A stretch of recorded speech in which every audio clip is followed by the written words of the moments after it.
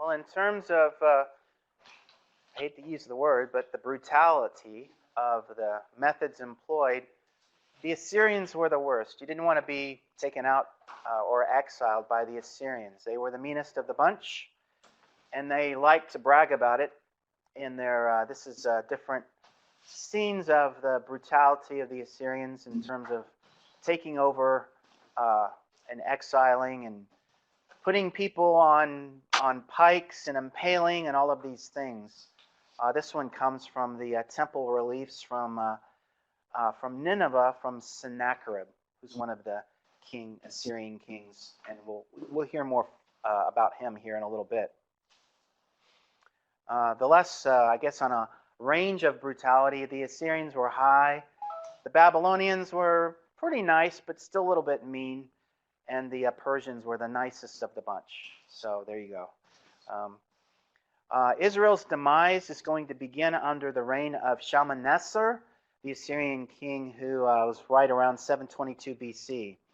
He's going to siege Samaria for 3 years. And we pick up that account in 2 Kings chapter 17, verse 6. You see some of the details there that the author gives us. He's just bouncing back and forth, all, what's going on in the north, what's going on in the south. And oh, by the way, here's one verse. In the 9th year of Hoshea, the king of Assyria captures Samaria, carries away Israel into exile to Assyria. And he settles them in Halah and Havor on the river of Gozan and in the cities of the Medes. So this is the demise. We see the beginning of it here, and it's probably, it goes on into the last year of his reign, this siege of Samaria. We read about it wrapping up in 2 Kings chapter 18, verse 10 and 11. And the end of the 3 years of the siege, they captured it in the 6th year of Hezekiah, which was the 9th year of Hoshea, king of Israel. Samaria was captured. Then the king of Assyria carried away Israel into exile and put them in Halah and on the Havor, the river of Gozan, and in the cities of the Medes, because they did not obey the voice of the Lord their God, but transgressed his covenant, even all that Moses, the servant of the Lord, commanded. They would neither listen nor do it. It's almost like Israel had become a pagan nation, right? So we go all the way back. Interesting, the author takes us all the way back to the Pentateuch with his reference to Moses. Wasn't it Moses who said, don't go this way, don't go down this path. You've got pagan opposition. I've trained you in how to deal with that. God's going to win the battles for you. You go in and stay true to the agenda, all will be well. But we know that it didn't happen that way. So there's some applications there, I'm sure, with our modern situation. Even in the midst of this low of the low in terms of salvation history, there's a faithful remnant who are part of the exiles that go. They're out there. We don't hear from them ever again unless they make their way back to Jerusalem down the road. So the details of, let's see. Oh, yeah, so the Assyrian king Sargon II, he's going to take the credit for this victory according to his records. He's going to deport exactly, he counts 27,290 Israelites, and he settles them in Haran. Here what we have here is a picture of the remains of a portion of the city wall in and around Samaria. But Israel didn't fall because of some ancient bully nation coming down from the north to invade a capital city, right? Nations cease to be nations when they lose their king. And I've come back to this thesis a couple of times, but Samaria is going to fall because Israel's lost her real king. And we see that in the details that the author gives us. In 2 Kings chapter 17, he gives a long section here and an explanation, a theological explanation of why the northern nation Israel falls. let's have a, let's see here. Laura, could I have you read for us? Chapter 17, beginning in verse 7 down till I tell you to stop, I think. 17:7? Yeah, beginning there. Okay. And this occurred because the people of Israel had sinned against the Lord their God, who had brought them up out of the land of Egypt from under the hand of Pharaoh the king of Egypt, and had feared other gods, and walked in the customs of the nations whom the Lord drove out before the people of Israel, and in the customs that the kings of Israel had practiced. And the people of Israel did secretly against the Lord their God things that were not right. They built for themselves high places in all their towns, from watchtower to fortified city. They set up for themselves pillars and asherim on every hill and under every green tree.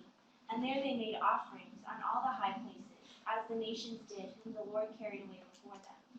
And they did wicked things, provoking the Lord to anger.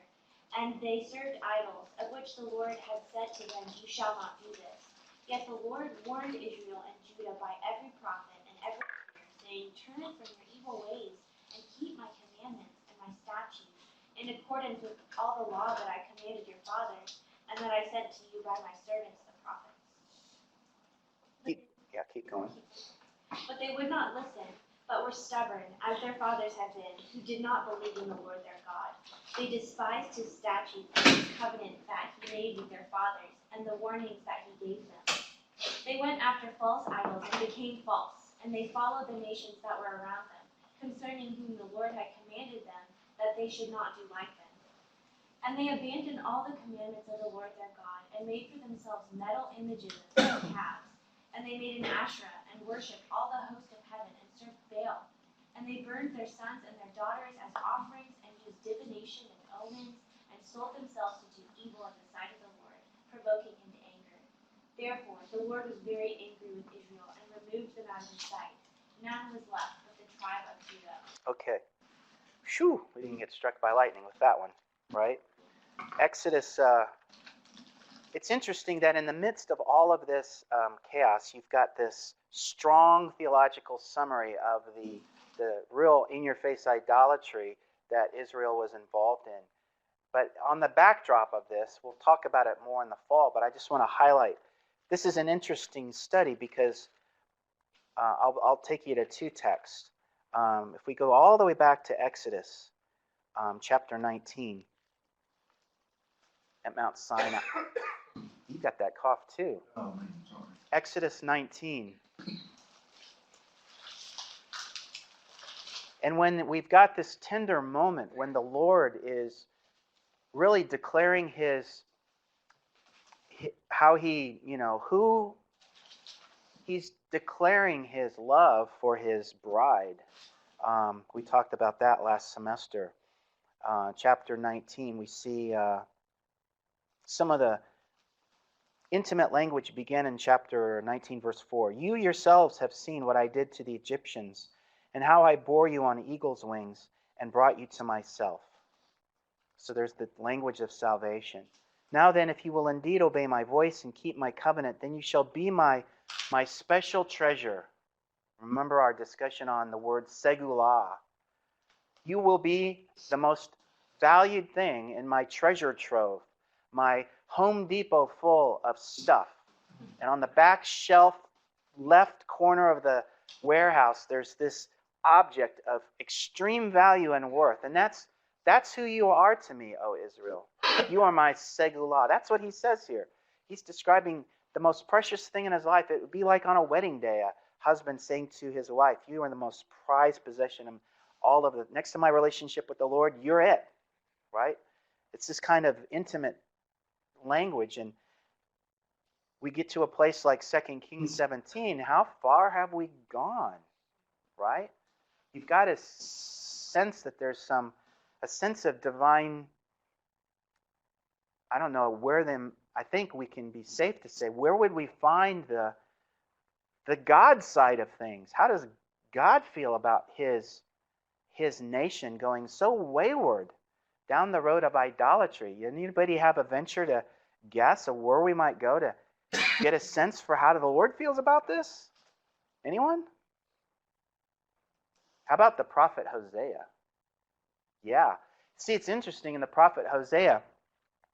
You've got those first 3 chapters. We'll talk about it more in the fall, but just to kind of give us a sense of, wow, there's another side to this? The prophet Hosea, of course, the prophet himself is called to, I'll argue, I'll give you reasons for why I think that he's called to marry a prostitute. Because he's going to embody God in the situation present with Israel in the north, becoming a prostitute as a nation. But yet, demonstrating, the prophet Hosea, to Gomer, his wife, Hosea demonstrates the unrelenting, faithful commitment to his wife Gomer, despite herself. You see that in the text. And by the time you get to the crazy stuff of him renaming his kids, not mine, and, no compassion on this one, and, he's got his children parading around, down Main Street Samaria, with the names on their shirt, illustrating the situation in Israel at that time. But yet, Hosea is called to go back into the red light district and to pay the price to buy her and bring her home. You see that in the prophet Hosea, in the message of Hosea. So his very life becomes a walking billboard, I think, of the divine sense of what's going on and how the Lord feels. So, people would be asking, why are you bringing her back? She was a prophet.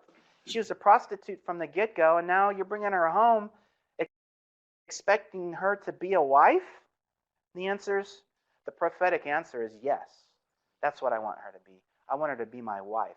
So he brings her home and he says, sit there in this chair, I picture it, stripped away of all of the distractions, and I want you just to be my wife. That's what he does. That's what Hosea does with Gomer, and I think that's what the Lord is doing with eventually with Judah, for sure, and bringing them back too. So it's just a really interesting connection. All of this is going on behind the scenes, and we don't oftentimes make the theological connections to, we did that with like King David and sinning with Bathsheba, but there's Psalm 51, There's this tremendous collapse of a good, wholehearted king, but then he writes Psalm 32, Same kind of thing going on here with the prophets. So I just want to make you aware of that. Israel has fallen because she's walked away. She's gone into the red light district. She's left home. She's walked away from her marriage commitment. And that's what the author here is telling us. This nation has dethroned her king, I think. Safe to say. So 2 Kings chapter 17, verse 24. This is interesting, and this kind of gives us the beginning of kind of a historical tent peg to help us understand what happens later in history. Amy, are you over there? Yeah. Would you read for us beginning in 17, beginning in verse 24? And this is what Assyria does in the aftermath of an exile. I call them the Borg, the Star Wars Borg of the Old Testament. Total assimilation. They really wanted to make a nation cease to exist. And here's how they did it. So go ahead. Read 24, you want to read starting? Till lightning strikes you. Okay. And the king of Assyria brought people from Babylon, Cutha, Ava, Hamath, and Sepharvaim, placed them in the cities of Samaria instead of the people of Israel. And they took possession of Samaria and lived in its cities. And at the beginning of their dwelling there, they did not fear the Lord. Therefore, the Lord sent lions among them, which killed some of them. So the king of Assyria was told, the nations that you have carried away and placed in the cities of Samaria do not know the law of the God of the land. Therefore, he has sent lions among them, and behold, they are killing them, because they do not know the law of the God of the land. Then the king of Assyria commanded, send there one of the priests whom you carried away from there, and let him go and dwell there, and teach them the law of the God of the land. So one of the priests, whom they carried away from Samaria, came and lived in Bethel, and taught them how they should fear the Lord. You think he's going to do a good job? All right, one more verse. But every nation still made gods of its own and put them in the shrines of the high places that the Samaritans had made, every nation in the cities in which they lived. So this is there's an interesting parallel to this time period in the book of Jeremiah. And Jeremiah is, no, I'm jumping ahead. He's going, well, a similar situation for Judah. When Judah, the southern nation, falls and Jerusalem falls, you've got evidence of God still working, right? Even amidst. But this is the beginning of the Samaritans. You know, historically, the Samaritans are going to be called half-breeds for this very reason. They're not purely Israelites. They are the byproduct of this group, this pagan group that's come out of Assyria, and they set up camp, and so, you know, they're going to have babies, and they're half-breeds. They're not true Israelites. But from the beginning, the Samaritans are going to be considered outsiders. And we'll see that when we get back to the history of Ezra and Nehemiah. When the people come out of exile from Babylon to rebuild, from Persia to rebuild, they're going to meet up with these Samaritans in the north. And they're going to want to come down and say, let's have church together. And the answer is no. You know, from Zerubbabel. And he's going to put his foot down and say, you're not worshiping the same God. We've come down to worship the one true God, but you're worshiping gods. And that's not what we're doing. So that's how it all connects there. All right, let's keep going here. This is going to set us up with the reign of Hezekiah. All of this that's going on in the north, King Hezekiah is going to take over after Ahaz in 2 Kings. Let's read about that in chapter 18, verses 1 through 6. Let's have Terrence, could you read for us? Are you here? Oh, you've got it. You've got the cold too. All right. How about Emmanuel? Are you here? No? Okay. I'm looking at the wrong. Okay. See, Jonathan, Roger. Yep. Okay. Why don't you read for us? Chapter 18, verses 1 through 6. Okay. In the third year of Hoshea, son of Elah, king of Israel, Hezekiah, the son of Ahaz, king of Judah, began to reign. He was 25 years old when he began to reign, and he reigned 29 years in Jerusalem. His mother's name was Abi, the daughter of Zechariah, and he did what was right in the eyes of the Lord, according to all that David his father had done. He removed the high places and broke the pillars and cut down the Asherah, and he broke in pieces the bronze serpent that Moses had made. For until those days the people of Israel had made offerings to it. It was called Nehushtan. He trusted in the Lord, the God of Israel, so that there was none like him among all the kings of Judah after him, nor among those who were before him. For he held fast to the Lord. He did not depart from following him, but kept the commandments that the Lord commanded Moses. All right. So, thankfully, we have a good king emerging now in the south at a good time. Hezekiah, as you know, he's a reforming king for Judah and Jerusalem. In his 6th year, he's going to witness during his reign the fall of Samaria. In verse 10, you see the details there. At the end of 3 years, the Assyrians, captured it, that is Samaria. In the 6th year of Hezekiah, which was the 9th year of Hoshea, king of Israel, Samaria was captured. All right, so this is where all of these events are kind of intersecting, and in our historical account, we have to keep track of everything. We call this the Sennacherib crisis for Hezekiah, the Sennacherib crisis, because the Assyrian king Sennacherib is going to be the one who's going to now, hey, I've just defeated Samaria now. What about that little town called Jerusalem, that walled city? I wonder what's down there. So there's this growing pressure that we start to see. And this is what's called the Sennacherib crisis. This is kind of interesting. I bring in this archaeology every now and then. This is another example of extra biblical, outside of the Bible, references to kings. And we have here a seal, which says the inscription belonging to Hezekiah. We have to assume son of Ahaz, king of Judah. So this is the famous beetle or dung beetle pushing his ball with outstretched wings. One wonders why the dung beetle is selected as the symbol of monarchy and why Hezekiah chose this. Actually, it comes out of Egypt, the Egyptian version.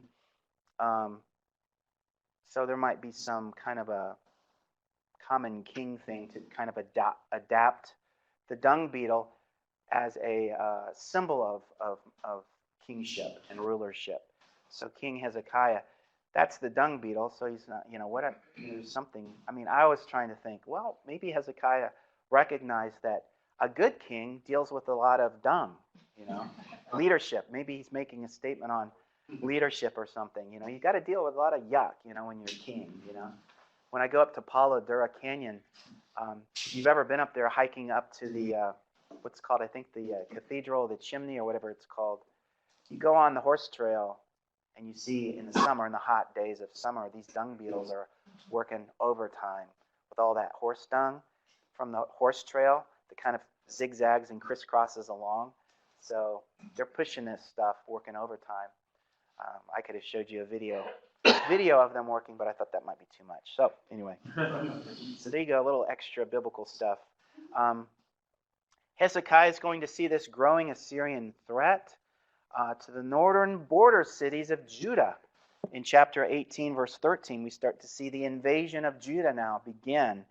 Now in the 14th year of King Hezekiah, Sennacherib, king of Assyria, came up against all the fortified cities of Judah and seized them. So these northern border cities of Judah, I don't have it so much in this map, but you see the Assyrian Empire is wanting to grow and expand. They've taken out Samaria, the north, and they're on their way to, really, the big fish is Egypt. The Assyrians were after Egypt. Judah was just in the way, just a little blip along the way. So that's what we've got going on. This picture here shows you Lachish. It's mentioned in chapter 18, verse 14. And it's one of those northern border cities with a reinforced wall, kind of like an outpost city. Heavily fortified as a kind of a defensive measure. And you see that in verse 14. Hezekiah, king of Judah, sent to the king of Assyria at Lachish, saying, I have done wrong, withdraw from me. Whatever you impose on me, I'll bear. I'll pay whatever you want. So the king of Assyria required of Hezekiah, king of Judah, 300 talents of silver and 30 talents of gold. So you see the beginnings of this pressure cooker situation for King Hezekiah. He's trying to be political. He's trying to do things that will try to appease the Assyrians. Leave us alone. Go down to Egypt. We really know what you all want. Lachish is going to fall, and the crisis mounts. Sennacherib is going to send a delegation and a small army all the way up to the walls of Jerusalem. Part of the delegation from Assyria is going to be charged with the task of inciting fear and intimidation against Hezekiah and the people who are inside the walled city of Jerusalem. As if it's not enough just to be inside the walled city, now you've got people outside who are heckling you with taunts and jeers, kind of like these guys. And you see Rabshakeh in verses 28 through 33, some of the jeering that's going on. Let's see here. Lauren, could you read for us? 28 through 33 in chapter 18. The Rabshakeh stood and called out loudly in Hebrew. Then he spoke, Hear the word of the great king, the king of Assyria. This is what the king says. Don't let Hezekiah deceive you. He can't deliver you from my hand. Don't let Hezekiah persuade you to trust in the Lord by saying, Certainly the Lord will deliver us. This city will not be handed over to the king of Assyria. Don't listen to Hezekiah, for this is what the king of Assyria says. Make peace with me and surrender to me, and every one of you may eat from his own vine and his own fig tree, and everyone may drink water from his own cistern, until I come and take you away to a land like your own land, a land of grain and new wine, a land of bread and vineyards, a land of olive trees and honey, so that you may live and not die. But don't listen to Hezekiah when he misleads you, saying, The Lord will deliver us. Has any of the gods of the nations ever delivered his land from the power kind of reminds me of David and Goliath, right? The taunting that comes from Goliath. Who is your God? You're a dog, and all of these things. So apparently, it seems that the Lord is going to respond. He's got a response that's coming, and the Lord does respond. Isaiah the prophet, now that he's active, and he steps in. So we've got Isaiah the prophet now working in conjunction with this period in history. And interestingly, the prophet Isaiah steps in and provides a response in chapter 19. Let's look down at verses 6 through 7. Let's see, have Gabriel, could you read for us? 19 verses 6 through 7. The channels will stink. Wait a minute. And Egypt canals will be parched. Wait a minute. I'm sorry. Where are you at? Isaiah, right? No. 2 Kings 19. Where is that? 2 Kings 19 verses 6 through... That might have fit. I'm not sure. 6 through 7. 19, 6 through 7. Who said to them, tell your master this. The Lord says, don't be afraid because of the words you have heard that the king of Assyria's attendants have blasphemed me with. I am about to put a spirit in him, and he will hear a rumor and return to his own land, or I'll cause him to fall by the sword. All right, so this is judgment. The prophet Isaiah has the divine beeline to what's going to happen next. And he's trying to counter this discouragement with some encouragement. And we've got the aftermath here. Sennacherib's going to return a reply. And keep reading there, Gabriel, in verses 10 through 13. Say this to Hezekiah, king of Judah. Don't let your God, whom you trust, deceive you by promising that Jerusalem will not be handed over to the king of Assyria. You don't say that to God. No, go ahead. Look, have you heard what the kings of Assyria have done to all the countries? They completely destroyed them. Will you be rescued? Did the gods of the nations that my predecessor destroyed rescue them, nations such as Gozan, Haran, Reseph, and the Edomites and Telassar? Where is the king of Hamath, the king of Arpad, the king of the city of Sepharvaim, Hena, or Eva? All right, good. All right, so what's a good king to do in this kind of pressure cooker situation? Kind of reminds me of King David when he was, he had the crisis with his mighty men, and their children and wives were kidnapped, and we remember that a good king in Israel turns to the Lord, and we see that it's exactly what Hezekiah does. I like his reply. In some of his prayer, we see Hezekiah prays before the Lord and says, O Lord, the God of Israel, who art enthroned above the cherubim, thou art the God, thou alone, of all the kingdoms of the earth. Thou hast made heaven and earth. Where do you start when you're in the midst of a chaotic situation? To get the necessary alignment, just like Hezekiah, we start at the beginning. God's on his throne. God's still king. It's the bookend idea, and he goes back to that.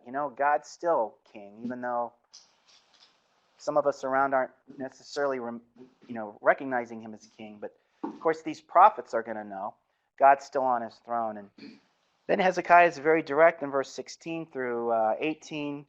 He gives the problem.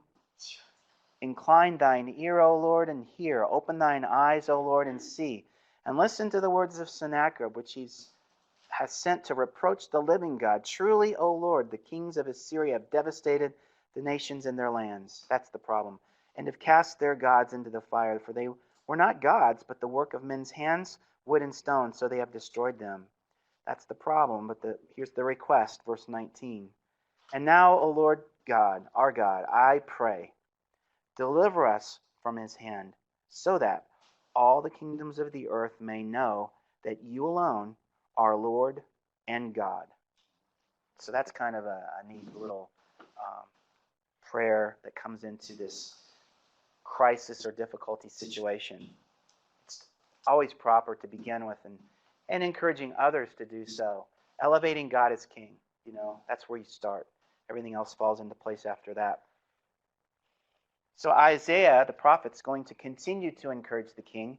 He's going to confirm that the prayer of the king was heard and includes some additional information. It reveals divine concern for the faithful remnant. We see that concern, that divine concern for the faithful remnant, showing up in chapter 19. Let's look at verses 30 through 34, and I want, is Kelsey here? Yeah. Could you read for us chapter 19, verses 30 through 34? Okay.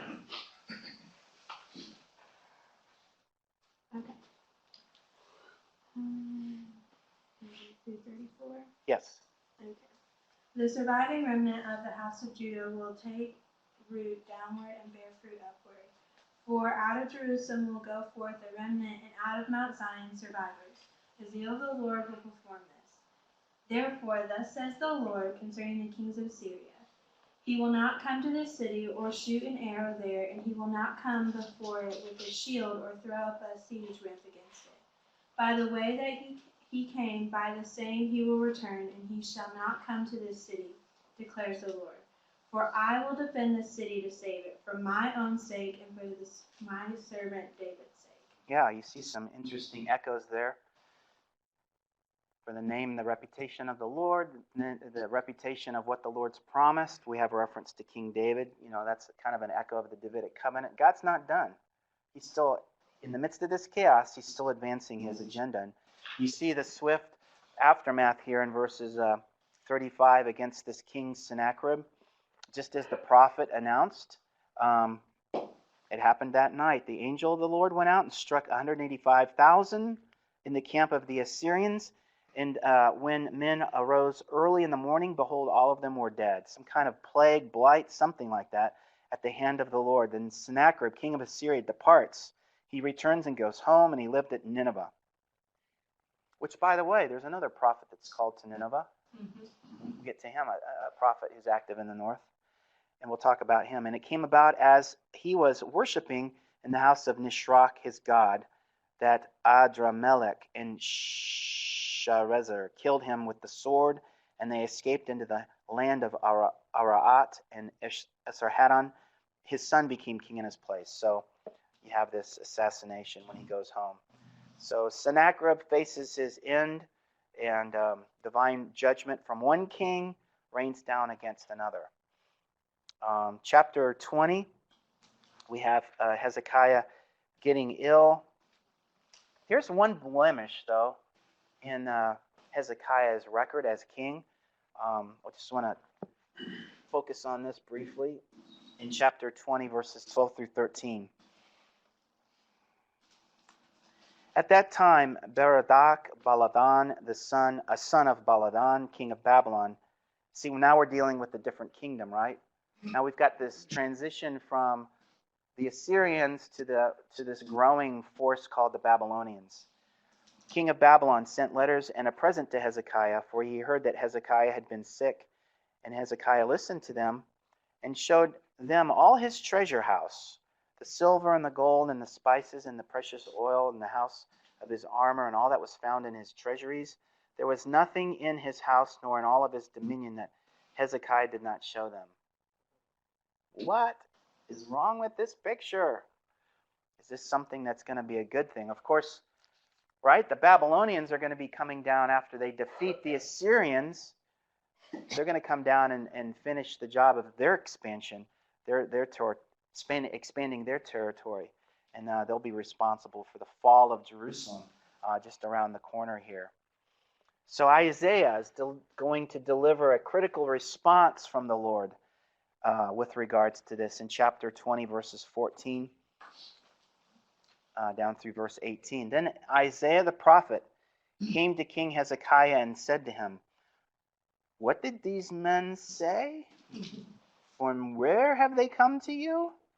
Right? And Hezekiah said, "They've come from a far country, from what's this Star Wars thing? A distant, yeah, See, I think of the beginning of the Star Wars movie. What's it say in the caption? Yeah, a long time ago in a land far, far away. Yeah. And he said, what have they seen in your house?" And Hezekiah answered, "They've seen all that is in my house. There's nothing among my treasures that I've not shown them." Then Isaiah said to Hezekiah, "Hear the word of the Lord." This is some severe rebuke. "Behold, days are coming when all that is in your house and all that is your father's have laid up in store to this day shall be carried to Babylon. Nothing shall be left, says the Lord.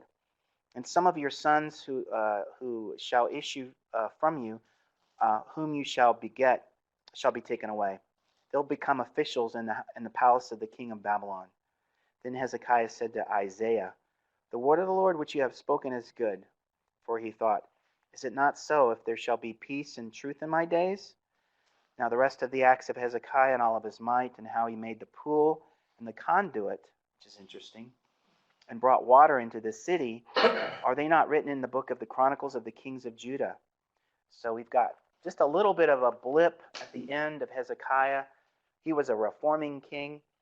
He helped Judah avert the Assyrian crisis at the time. This little reference here at the end with regards to the pool and the conduit, there's some archaeological evidence that talks about a little bit of this, and we see it in the archaeology. The difficulty is getting to the reinforced wall that Hezekiah was responsible for, reinforcing the wall around the capital city of Jerusalem, which he did. It's hard to get at because it's always underneath the city level, and everybody owns real estate over there, and you just can't go over there as an archaeologist and start digging up in and around the actual location of the city, the modern city of Jerusalem. But what's interesting is if you go over there, and they used to let you actually walk down into this is actually the conduit that's referred to, which Hezekiah funded its construction.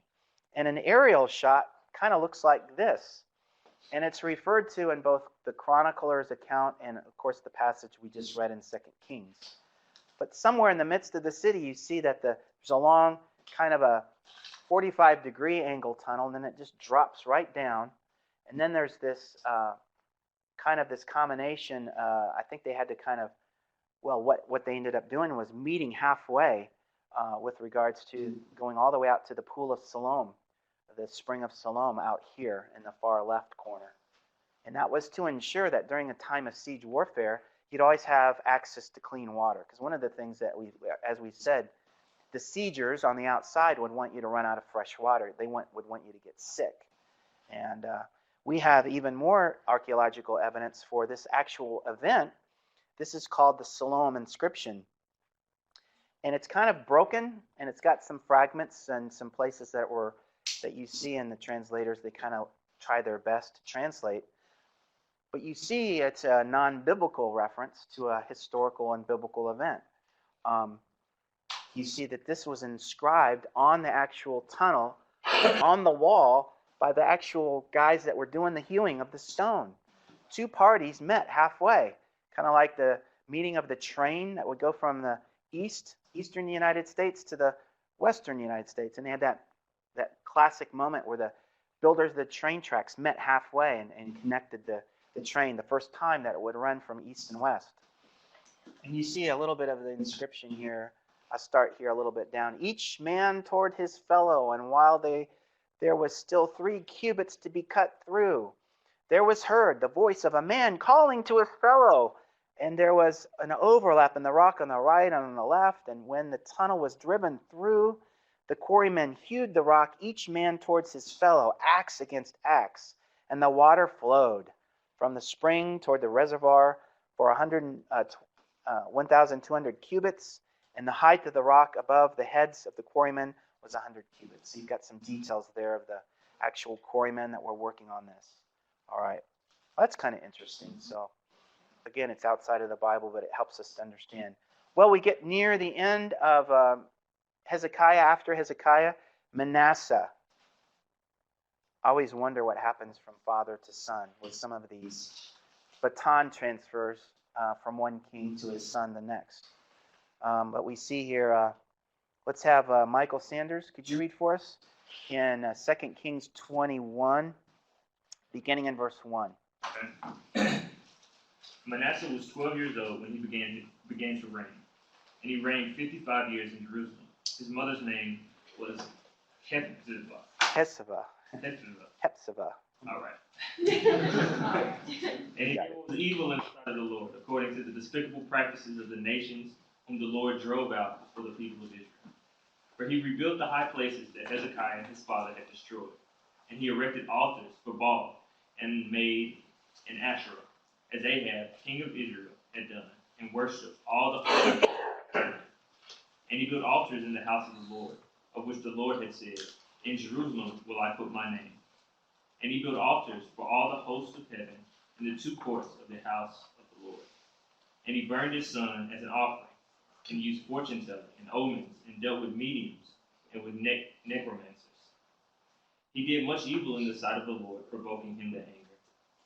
And the carved image of Asherah that he had made, he set in the house of which the Lord said to David and to Solomon his son, In this house and in Jerusalem, which I have chosen out of all the tribes of Israel, I will put my name forever. Well, this is the author here screaming. It's there in the text. He's screaming out here. There's a lot of emphasis. I mean, this is, again, for now we're close to home because, this is getting really close to the group that will be exiled at the hands of the Babylonians. So they're reading about their own very, very recent history. I remember that King Manasseh. What was he doing and all of those things that he did. So different than his father, King Hezekiah, but nobody did anything about it. That kind of a thing. So we're going to have a couple evil kings later, and then we finally meet up with Josiah. Josiah takes over in 2 Kings 22, and he offers a nice breath of fresh air in verses 1 and 2. Josiah was 8 years old when he became king, and he reigned 31 years in Jerusalem. His mother's name was Jedidah, the daughter of Adiah, of Bozkath. And he did what was right in the eyes of the Lord, and walked in all the way of his father David, nor did he turn aside to the right nor to the left. So this is King Josiah, and like Hezekiah, is going to be one of those reforming kings in Israel. And it's interesting that we have the details here beginning in chapter 22, verse 8. Scholars think that a portion of probably the book of Deuteronomy from the Pentateuch was lost but then discovered in a temple rebuilding project. And we have the details of that in chapter 22, verses 8. Let's see. Let's start reading in verse 8, and let's see here. Jonathan Rogers, could you read for us? Oh, you've read already. I've called on you. I want to give everybody a chance here. How about James up here? Why don't you read for us? Verse 8. Starting at verse 8. Hilkiah the high priest told Shaphan, the court secretary, I have found the book of the law in the Lord's temple. And he gave the book to Shaphan, who read it.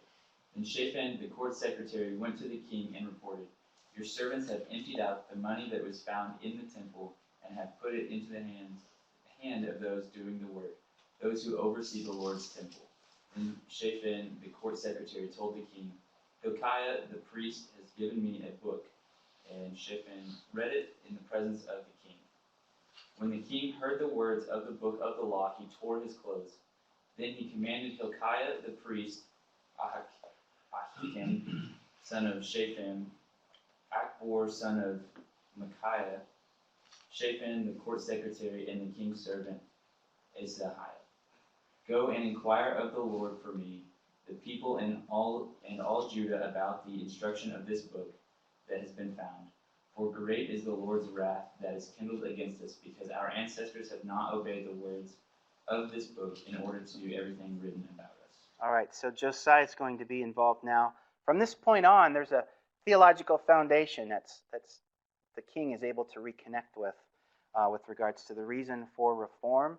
He's going to be extensive with regards to his reform, and we see a little bit of that. He begins it with a covenant renewal with the people, and of course we know how foundational that is in chapter 23, verses 1 through 3. Then the king sent and gathered to him all the elders of Judah and Jerusalem. The king went up to the house of the Lord, and all the men of Judah and all the inhabitants of Jerusalem with him, priests, prophets, and all people, both small and great. And he read in their hearing all the words of the book of the covenant, which he found in the house of the Lord. And the king stood by the pillar and made a covenant before the Lord, to walk after the Lord, to keep his commandments and his testimonies, his statutes with all his heart and all his soul. Kind of a rehash maybe of the Shema in Deuteronomy chapter 6. Love the Lord your God with all your heart, with all your soul, and with all your mind, to carry out the words of this covenant that were written in this book. And all the people entered into the covenant. And then he goes on to bring about the reform. You see the details of that beginning in verse 4. He's destroying and bringing out of the temple all the vessels that were for Baal, basically reversing what Manasseh had done. And the Asherah and the host of heaven, he burned them outside of Jerusalem in the fields of Kindron. He did away with the idolatrous priests from whom the kings of Judah had appointed to burn incense in the high places. Thank you, getting rid of those high places. Verse 6, he brought out the Asherah from the house of the Lord outside Jerusalem to the brook Kidron, burned them at the brook Kidron. He also broke down the houses of male cult prostitutes, which were in the house of the Lord. Wow, where the women were weaving hanging things for the Asherah. So everybody's working together here. Then he brought all the priests from the cities of Judah and defiled the high places where the priests had burned incense from Givah to Beersheba, and he broke down the high places of the gates, which were at the entrance of the gate of Joshua, the governor of the city, which were on the ones left at the city gate. Nevertheless, the priests of the high places did not go up to the altar of the Lord in Jerusalem, but they ate unleavened bread among their brothers. So he continues this spiritual reform. And let's see, verses 24. Pretty strong statement over in verse 24. There's a lot of details of the reform. Chapter 23, verse 24. Moreover, Josiah removed the mediums and the spiritists and the teraphim and the idols and the abominations that were seen in the land of Judah and in Jerusalem, that he might confirm the words of the law, the Torah, which were written in the book that Hilkiah the priest found in the house of the Lord. And before him there was no king like him, who turned to the Lord with all of his heart, and with all of his soul, and with all of his might, according to all the law of Moses. Nor did any like him arise after him. Strong statement. Almost wants to take over David, sounds like a little bit. So Josiah is getting as close to the wholehearted King David as any other king, I would say, in history. However, after all of this, a series of bad kings follow. So after our break, we'll come back and finish out the history of Judah and unfortunately get to the exile. All right, let's take a quick break now. 5 minutes.